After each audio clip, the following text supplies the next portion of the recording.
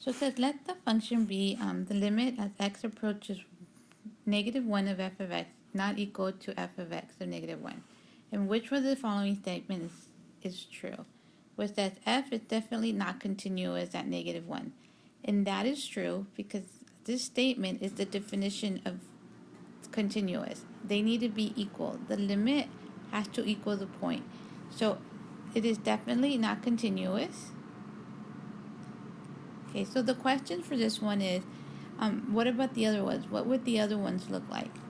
Well, there's not going to be enough information if we say that the limit is equal to 3. What that tells me is that it is continuous because the limit exists, but remember, the limit exists, but it might not necessarily be continuous. So in order for it to be continuous, it has to equal the point at -1. For C, what does it look like for it to be continuous? Then the limit as x approaches -1 of f of x has to equal f of -1.